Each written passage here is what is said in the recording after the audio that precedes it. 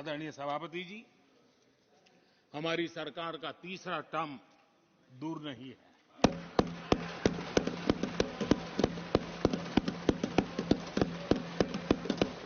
कुछ लोग इसे मोदी 3.0 कहते हैं।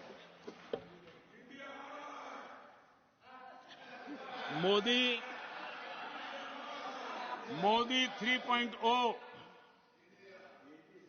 विकसित भारत की नींव को मजबूत करने के लिए पूरी शक्ति लगा देंगे। आदरणीय सभापति जी, अगले 5 साल में भारत में डॉक्टरों की संख्या पहले की तुलना में अनेक गुना बढ़ेगी। मेडिकल कॉलेजों की संख्या बढ़ेगी। इस देश में इलाज बहुत सस्ता और सुलभ हो जाएगा। आदरणीय सभापति जी, अगले 5 साल में हर गरीब के घर में नल से जल का कनेक्शन होगा। आदरणीय सभापति जी, आने वाले 5 साल में उन गरीब को पीएम आवास जो देने हैं, एक भी वंचित नहीं रहे, इसका पक्का ख्याल रखा जाएगा। अगले 5 साल सोलर पावर से बिजली बिल जीरो। देश के कितने नागरिकों, करोड़ों नागरिकों को बिजली बिल जीरो। और ठीक अगर आयोजन करेंगे तो अपने घर पर बिजली बना करके बेच करके कमाई कर पाएंगे। ये अगले 5 साल का कार्यक्रम है। आदरणीय सभापति जी, अगले 5 साल देश में पाइप से गैस के कनेक्शन पूरे देश में नेटवर्क बनाने का भरपूर प्रयास किया जाएगा। सभापति जी, आने वाले 5 साल हमारी युवा शक्ति का दम पूरी दुनिया देखेगी। आप देखना आदरणीय सभापति जी, हमारे युवा स्टार्टअप्स, युवाओं के यूनिकॉर्न, इसकी संख्या लाखों में होने वाली है। और इतना ही नहीं, टियर 2, टियर 3 सिटी नए स्टार्टअप से उसकी एक नई पहचान के साथ उभरने वाला है। ये मैं 5 साल का चित्र मेरे सामने देख रहा हूं। आदरणीय सभापति जी, रिसर्च फंडिंग, उसकी वृद्धि का प्रभाव आप देखना। पिछले 7 दशक में जितने पेटेंट नहीं हुए हैं, उतने रिकॉर्ड पेटेंट फाइल होने का दिन आने वाले 5 साल में मैं देख रहा हूं। आदरणीय सभापति जी, आज मेरे मध्यम वर्ग के लाखों बच्चे विदेशों में पढ़ने के लिए चले जाते हैं।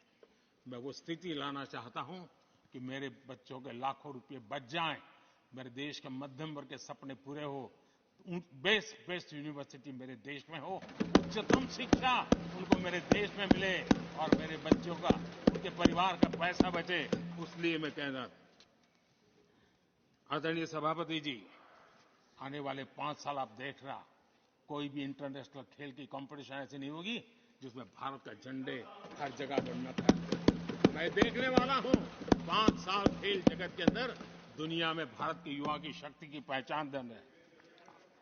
आदरणीय सभापति जी, आने वाले 5 साल में भारत का पब्लिक ट्रांसपोर्ट पूरी तरह ट्रांसफॉर्म होने वाला है।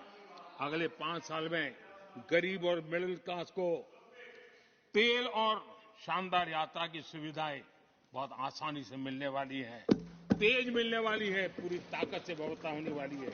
अगले 5 साल में देश बुलेट ट्रेन भी देखेगा और देश वंदे भारत ट्रेन का विस्तार भी देखेगा। आदरणीय सभापति जी, अगले 5 साल में आत्मनिर्भर भारत का अभियान नई ऊंचाई पर होगा। देश हर क्षेत्र में आत्मनिर्भर होता नजर आएगा। आदरणीय सभापति जी, आने वाले 5 साल में मेड इन इंडिया सेमीकंडक्टर दुनिया में हमारी गूंज होगी। इलेक्ट्रॉनिक हर गुड्स में वो चीप होगी जिसमें किसी न किसी भारतीय का पसीना होगा। आदरणीय साहब, दुनिया के इलेक्ट्रॉनिक बाजार में एक नई गति का सामर्थ्य आने वाले 5 साल में देश देखेगा। आदरणीय सभापति जी, आज देश लाखों करोड़ रुपए का तेल इंपोर्ट करता है। अपनी ऊर्जा जरूरतों के लिए हम ज्यादा से ज्यादा आत्मनिर्भर बनने की दिशा में काम करेंगे और मुझे विश्वास है हम ऊर्जा जरूरतों पर जो डिपेंडेंसी है वो कम करने में सफल होंगे। इसे इतना ही नहीं, आदरणीय सभापति जी, ग्रीन हाइड्रोजन अभियान, हम दुनिया के बाजार को लालायित करने की दिशा में आगे बढ़ रहे हैं। हमारा ग्रीन हाइड्रोजन ऊर्जा जरूरतों को पूरा करने का सामर्थ्य रहेगा।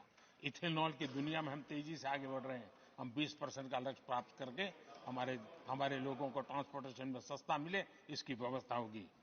आदरणीय सभापति जी, जब मैं 20% इथेनॉल की बात करता हूं, उसका सीधा लाभ मेरे देश के किसानों को होने वाला है। किसानों की नई बचत मिलने वाली है। देश के हजारों करोड़ रुपए आज खाद्य हम कृषि प्रधान देश तो कहते हैं, लेकिन आज भी हजारों करोड़ रुपयों का खाने का तेल हमें बाहर से लाना पड़ रहा है। हमारे देश के किसानों पर मुझे भरोसा है और मुझे पक्का भी जो नीतियों को लेकर के हम चलते हैं, एडिबल ऑयल में मेरा देश बहुत एक आत्मनिर्भर 5 साल में हो जाएगा और जो पैसा बचेगा मेरे देश के किसान की जेब में जाएगा, जो आज विदेश के बाजार में जाता है। आदरणीय सभापति जी, केमिकल की खेती के कारण हमारी धरती माँ को बहुत नुकसान हो रहा है। आने वाले 5 साल में नेचुरल फार्मिंग की तरफ देश के किसानों को ले जाने में हम सफलतापूर्वक आगे बढ़ेंगे। एक नया जागृति का काम होगा, हमारी धरती माँ की भी सुरक्षा होगी। आदरणीय सभापति जी, नेचुरल फार्मिंग बढ़ने से दुनिया के बाजार में भी हमारे उत्पादों की ताकत बढ़ने वाली है। आदरणीय सभापति जी, यूएन के माध्यम से मैंने मिलेट का अभियान चलाया।